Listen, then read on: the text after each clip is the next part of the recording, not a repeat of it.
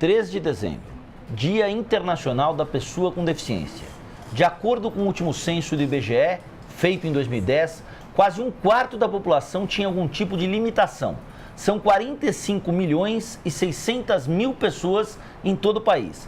Com o objetivo de defender a construção e a implementação de políticas públicas baseadas em alianças consideradas, inclusive, estratégicas entre o Estado e a sociedade civil, foi criado um Fórum Paulista de Entidades Voltadas às Pessoas com Deficiência. E quem vai conversar conosco agora, aqui no Jornal da Câmara, é o consultor técnico da Associação Laramara, o Alberto Pereira, que é sociólogo. Boa tarde, Alberto, tudo bem? Boa tarde, Wagner. Boa tarde, Adriano. É um prazer em estar com vocês. Olha, eu queria perguntar se a sociedade, de modo geral, no Brasil, tem avançado nas políticas públicas para as pessoas com algum tipo de deficiência. Temos avançado. À medida que passa o tempo, as conquistas surgem, a sociedade também aprende, entende a importância de respeitar o próximo, de respeitar a diversidade humana, mas ainda há muito a ser feito, há muito a ser conquistado, e é nesse sentido que a gente se mobiliza cada vez mais a cada dia para encontrar uma sociedade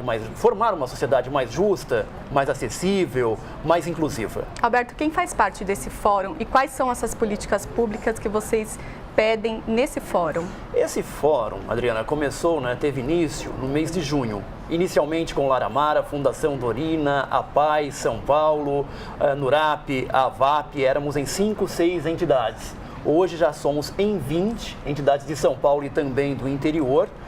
Então, as instituições que trabalham na habilitação, na reabilitação, na inclusão, na acessibilidade da pessoa com deficiência. Então, é uma união das instituições que lidam, que atuam com as diversas deficiências, as pessoas com deficiência, as famílias. Então, é o coletivo que se junta no sentido de participar da construção de políticas públicas. O que falta aqui em São Paulo? Queria que você desse exemplos dessas políticas públicas que faltam aqui, que precisam ser implementadas aqui em São Paulo para as pessoas que têm algum tipo de deficiência. São Paulo, Adriana, não difere muito das grandes cidades do Brasil e do mundo. O que nós notamos que falta no dia a dia... São Paulo está preparada para receber essas pessoas?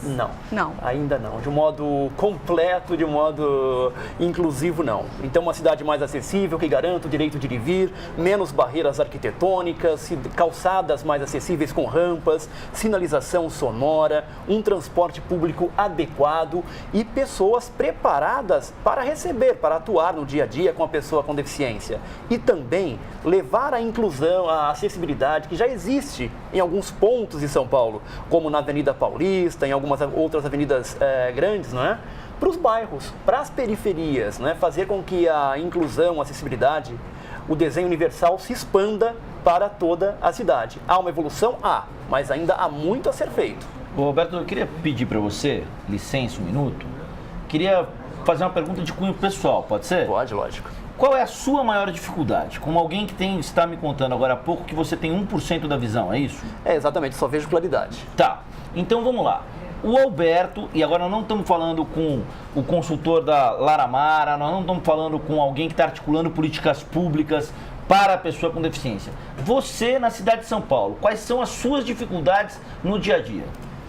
Relacionadas à questão arquitetônica, porque foi uma cidade, como muitas outras, planejada não pensando na pessoa com deficiência. Então são calçadas com buracos, são bancas, são comércios no meio das calçadas, são inclusive barreiras como hidrantes e outros no meio das calçadas. Que você já caiu? Não cheguei a cair. Agora dificulta o tempo que uma pessoa que não é deficiente, não tem deficiência, leva para fazer um percurso e eu levo, o que eu levo é bem maior. As calçadas atrapalham muito, então. Sim, atrapalham muito. A manutenção das calçadas também não é feita, a manutenção. Exatamente, não é feita. Tem E o modelo das calçadas também? Também, nem todas seguem um conceito que a gente chama de desenho universal, ou seja, uma cidade, uma calçada, um espaço concebido pensando para todos. Quais são as cidades no mundo, Alberto? Nós temos, a TV Câmara tem um correspondente na Austrália, em Perth, na Austrália. E a gente tem trazido matérias, inclusive a gente trouxe matéria de Israel, matéria da Austrália, tudo mais. Quais são as cidades nas quais a cidade de São Paulo deve se inspirar ao tentar prover políticas públicas mais harmônicas para as pessoas que têm algum tipo de limitação? Você tem algumas cidades na Espanha com uma acessibilidade muito boa, você tem cidades nos Estados Unidos, próprio Canadá. Agora, a questão de acessibilidade, ela perpassa pela questão arquitetônica e também pela questão cultural. Então, é difícil você mensurar qual cidade tem mais ou menos acessibilidade, porque é um conjunto arquitetônico, são pessoas envolvidas. A própria geografia física. A geografia física, a população que tem essa cidade. Fazer acessibilidade em São Paulo é uma coisa, uma cidade de 10 mil, 20 mil habitantes é outra. Então é algo muito complexo e é nesse sentido que as instituições se preparam, não é? Atuam, estão juntas para ajudar, para apontar, para colaborar, para construir junto né, com o poder público esse processo. Agora, Alberto, quando que esse fórum se reúne? Como é que funciona o fórum? Quando que ele se reúne e se ele faz reuniões com o poder público para levar essas sugestões? Ele foi lançado a semana passada. Já tivemos reuniões com a Secretaria Municipal da Pessoa com Deficiência, já tivemos reuniões com o próprio prefeito Haddad. Esse fórum foi lançado a semana passada e o objetivo é reunirmos com todas as secretarias, né, para propor uma construção coletiva na qual, né, o poder público, com suas ferramentas, e as instituições com suas expertises, sua experiência, juntas construam uma cidade melhor, mais acessível. Tem uma belíssima voz, hein? Obrigado. Você trabalha no rádio? Também, além de trabalhar no Aramar, atuo em rádio, tenho feito algumas coisas de comunicação. Nós temos um programa de humor que hoje é transmitido para 11 emissoras em 800 cidades do Brasil, aos finais de semana, para o público jovem. Que bacana. E como é que é isso? Conta isso.